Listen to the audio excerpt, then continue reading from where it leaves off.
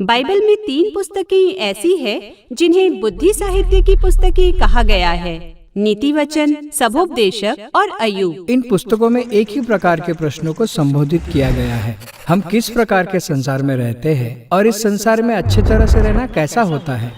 तो जीवन में अच्छे से रहना कैसा होता है? हाँ, तो इसकी हर पुस्तक इन प्रश्नों का अलग अलग दृष्टिकोणों से उत्तर देती है और इन सबको समझना महत्वपूर्ण है ताकि हम अच्छे जीवन के विषय में बाइबल के संपूर्ण दृष्टिकोण को प्राप्त कर सके। एक वैचारिक दृष्टिकोण से यदि आप इन पुस्तकों को व्यक्ति के रूप में देखेंगे तो नीति वचन एक जवान तेजस्वी शिक्षिका और सबोपदेशक एक तीखी जबान वाले अधेड़ उम्र के आलोचक के समान होगा और अय्यूब उस क्षीण बुजुर्ग के समान होगा जिसने जीवन में बहुत कुछ देखा है और अनुभव किया है। हाँ, हम नीति वचन से आरंभ करते हैं। जो एक जवान तेजस्वी शिक्षिका है, वह सिर्फ होशियार ही नहीं है बल्कि सब बातों में होशियार है, जैसे कार्य, आपसी संबंध, लैंगिकता, आत्मिकता आदि। उसकी अंतर्दृष्टि असाधारण है ऐसे विषयों में जो आप अपने आप से देख या समझ नहीं सकते। हाँ, यह एक अच्छी मित्र की तरह है जो जब भी कोई सलाह चाहिए हो तब आपके बिल्कुल पास हो। तो वह क्या है जो इसे इतना होशियार बनाता है? नीति वचन उन बातों को देख सकती है जो साधारण लोग नहीं देख सकते। वह विश्वास करती है कि सृष्टि में एक ऐसी क्रियाशील शक्ति है जो इस विषय में मार्गदर्शन कर सकती है कि लोगों को कैसे जीवन जीना चाहिए। आप उसे देख नहीं सकते जिस प्रकार आप गुरुत्वाकर्षण को नहीं देख सकते, लेकिन उसका असर हम जो कुछ भी करते हैं उन सब पर होता है। तो यह शक्ति क्या है? इब्रानियों में इसे होक्मा कहा गया है और हिंदी में इसका अनुवाद बुद्धि किया गया है।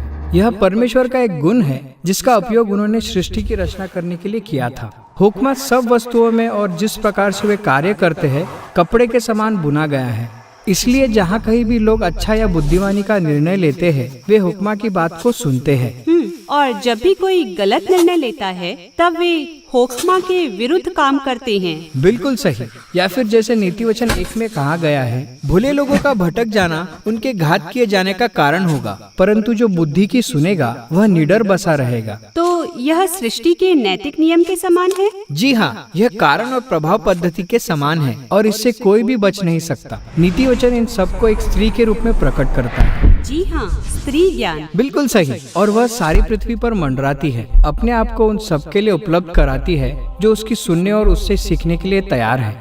यह हमें उस दूसरी बात की ओर ले जाता है जिस पर नीति वचन विश्वास करता है, और वह यह है कि कोई भी बुद्धि को प्राप्त कर सकता है और उससे बातचीत कर सकता है और उसे अपने तथा अन्य लोगों का जीवन अच्छा बनाने के लिए इस्तेमाल कर सकता है। आप एक कलाकार की तरह उसके साथ रचना कर सकते हैं।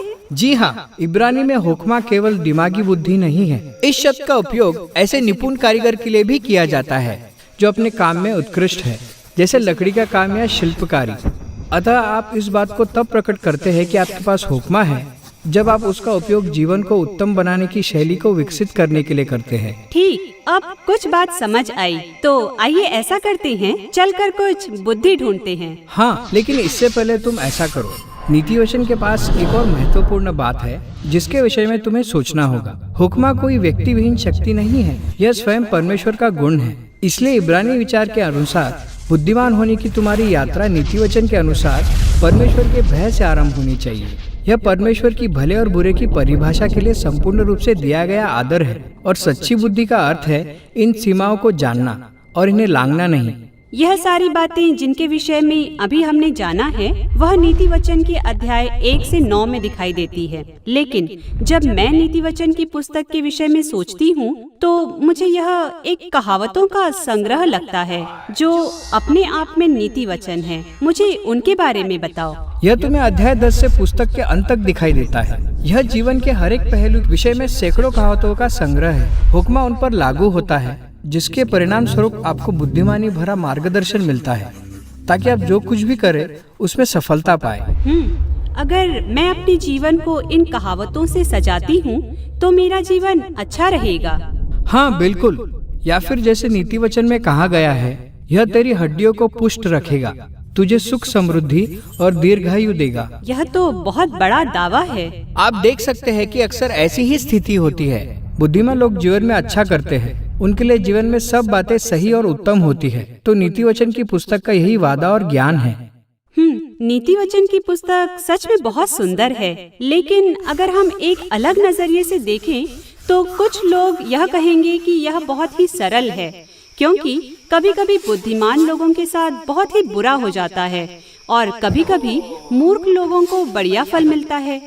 जैसा हम सोचते हैं हमेशा वैसा नहीं होता। बिल्कुल सही कहा।